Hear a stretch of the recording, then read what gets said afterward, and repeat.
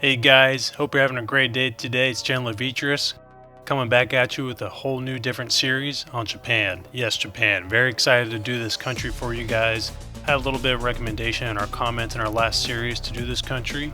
Very excited to show you how to achieve victory with this country, either as a coalition member or as a solo member. I don't know which one this is going to play out, but I'm going to show you how to play with this country.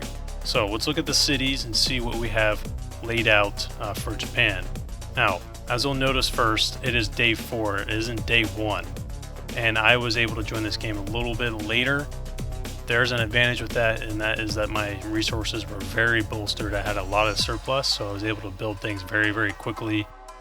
Instead of building my economy with arms races right away, I built army bases, naval bases, a few airports, and of course recruiting stations. Osaka here is my level 2 naval base, as well as up here with this city. So they're going to be my 2 naval bases. And then Tokyo and down here, this city, they're going to be my 2 main airport cities. They're going to be doing my air units. And then this city here and this city is going to be support, tanks, infantry, anything like that. So that's the layout that I have for my cities.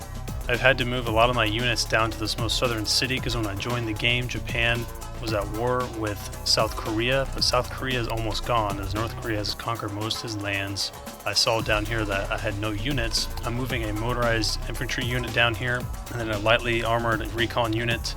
And then here, I'm moving my 1 artillery that you get as a default unit in your capital city. I'm moving it down here so I can have a range attack. If North Korea wishes to do an amphibious landing, I can do some range attacks and have that set up. So I just want to have a defensive barrier down here from North Korea. What I want to go into next is the research and show you guys what I've done so far. I always recommend doing the motorized infantry first, level 1, day 1, get that done right away.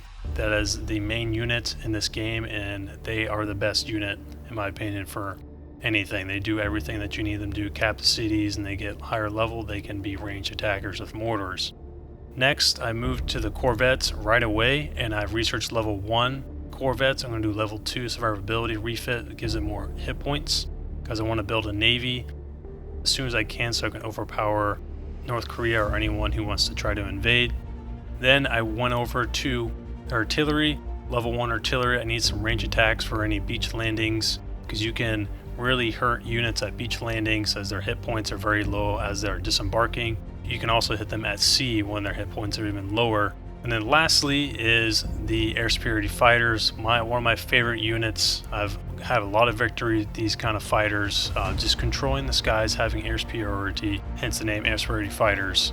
I've already researched level 1, going to do level 2 pretty soon after I'm done with this research for my motorized infantry. It gives them faster speed.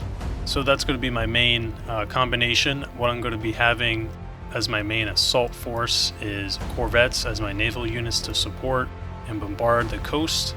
My motorized infantry, level 2, going to come in and fight, supported by some artillery attached with them, and then air superiority fighters flying over the entire country or coastlines to negate any helicopters, any other fighters that this guy might have.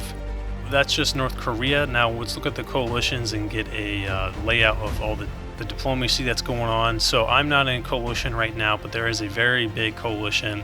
It is NATO.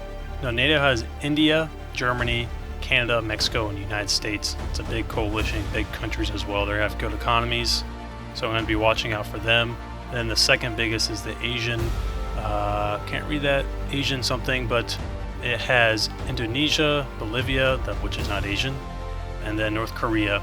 I don't know if I'll join them. There's a possibility, but if I can take out North Korea pretty easily, I might not even join. It might be not worth it. I might try to do this solo. Now, China is by himself right now. He has his own coalition.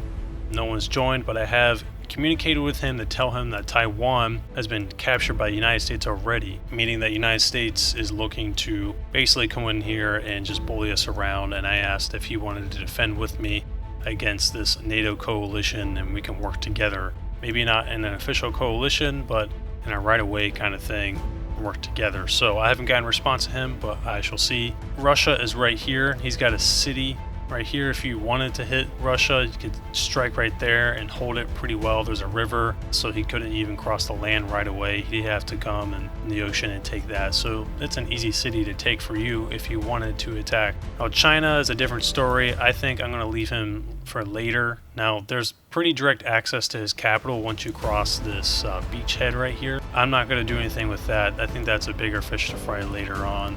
And of course down here you have the Philippines, Indonesia, Australia. In my next video, and I hope to update you guys soon, is I will be attacking North Korea and hopefully have half the land or have a foothold.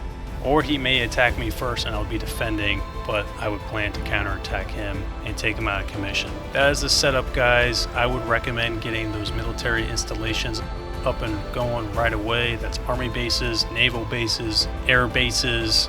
Get those recruiting stations up as well to get your manpower up right away.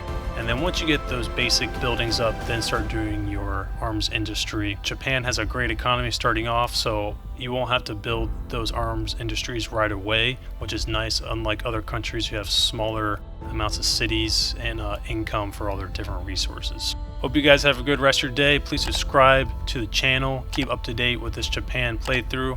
Can't wait to update you guys soon, and we will see you next time.